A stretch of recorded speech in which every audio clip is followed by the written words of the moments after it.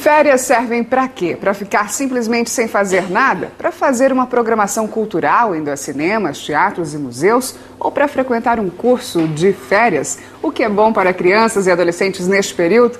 Quem responde para a gente é o psicólogo e educador Marcos Meyer. Bom dia. Bom dia. Obrigado pela sua presença. A gente vê muito pai e mãe preocupado nessa época, né, Ana? O que fazer com os filhos? Essa preocupação é necessária ou dá para se tranquilizar mais? Eu acho que é necessária, mas dá para fazer tudo isso que a gente falou. Então, dá para ficar sem fazer nada, é importante ficar sem fazer nada, mas também dá para ir para clubes, para museus.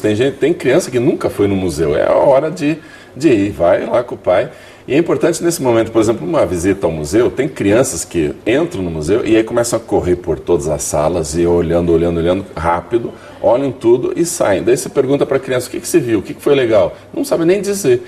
Então é o momento de você parar um pouco com a criança e aí, onde ela parou para prestar atenção, você falar um pouquinho, mas vem aqui, ó, você sabia que isso daí fala de uma época, e daí você conta um pouco sobre do tempo para a criança. Essa interação é extremamente saudável. Marcos, eu observei duas coisas, só nessa sua primeira resposta, duas coisas que me fazem pensar muito na participação dos pais em relação às férias. Em primeiro lugar, no planejamento, porque você só consegue levar seu filho ao museu ou qualquer lugar que seja, se você tiver tempo para isso. Então, as férias todos os anos acontecem, né, Thaís? Exatamente no mesmo período. Exato.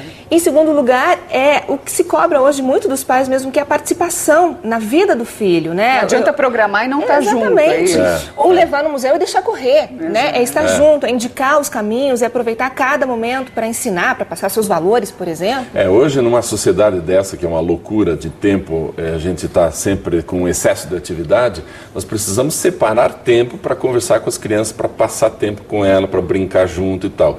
E muitos pais acham que férias é um momento de, meu Deus do céu, e agora o que eu faço com essa criança em casa? Não, é um momento de você interagir mais. Já que a gente gasta pouco tempo durante o ano, durante o período que a criança está na escola, então vamos gastar um pouco mais de tempo, pelo menos durante as férias. Mas é claro que alguns pais continuam trabalhando, e aí o que fazer? Aí vem as outras soluções, como ir na casa do amiguinho, a colônia de férias, trazer o amigo do seu filho para dentro da própria casa, passar um final de semana. Esse tipo de coisa é extremamente saudável, né? A gente precisa inventar algumas coisas. Tem criança que fica parada, não tem nada para fazer, é chato, não sei o quê. Então a gente vai lá e dá um início da brincadeira. Que tal a gente fazer isso daqui?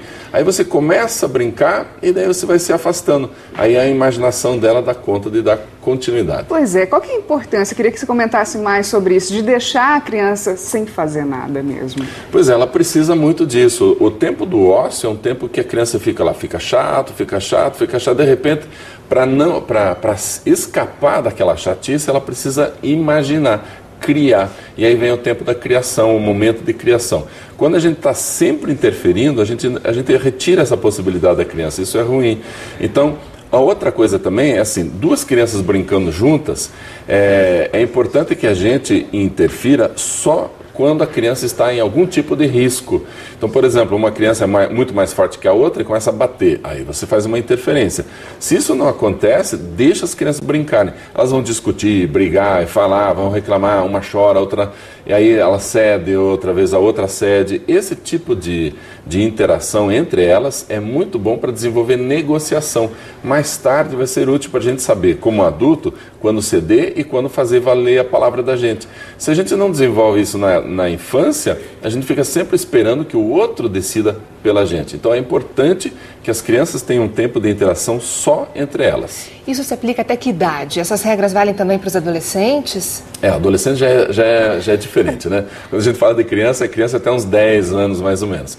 A partir dos 10 anos, a criança entra na adolescência e ela precisa de um outro nível de conversa, de negociação. Elas já usam muito a lógica, o raciocínio hipotético dedutivo, elas sabem o que querem, sabem fazer hipótese. Pai, mas se você está falando isso, então elas começam a jogar muito. E é importante para nós adultos darmos uma regra, uma ordem, falar alguma coisa para o adolescente, mas explicar por que a gente está fazendo aquilo. Agora, na infância não precisa tanto essa preocupação, mas para o adolescente tudo explicadinho, porque senão parece que é só ditadura e eles detestam esse tipo de autoridade dos pais. Pois é, hoje a gente vive numa sociedade muito consumista e esse apelo acaba chegando às crianças e adolescentes também. Como proceder nesse caso? Como é que o pai deve explicar? Não, para isso eu não tenho dinheiro agora. Pois é, às vezes vem num pacote de coisa, né? Tem um amigo que o filho dele falou assim, pai, estou sentindo uma coisa aqui no peito, uma coisa. Daí, o que é, filho? O que está acontecendo? Estava até preocupado já. Vamos no shopping. Aí que ele se tocou da gravidade, que toda vez, passeio em família significava shopping. E aí a ideia da compra está muito ligada, né? Claro que shopping também tem área de lazer, tem cinema, tem um monte de outras coisas. Mas quando a gente liga muito o lazer com compras, é claro que a gente incentiva muito o consumismo da criança. E aí a gente tem que dizer também, não, filho, hoje a gente não vai comprar absolutamente nada. Ou esse brinquedo que você quer, nós não vamos comprar. Explicar para a criança por quê. É um preço muito grande, a gente pode usar esse dinheiro em outras coisas. Tem que dizer o que está acontecendo. Mas não ceder. Tem pais se sacrificando, fazendo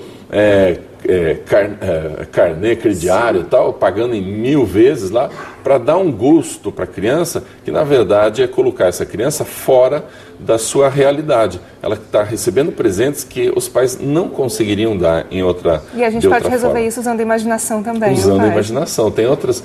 Eu acho que as crianças, elas precisam muito mais de um tempo de qualidade de interação com os pais do que ganhar um brinquedo muito caro. E só que os pais, por sentir culpa de não estar presente com a criança, acabam dando presentes caros. Marcos, muito obrigada pela sua presença. Okay. Um ótimo fim de ano para você. Tchau. Obrigada.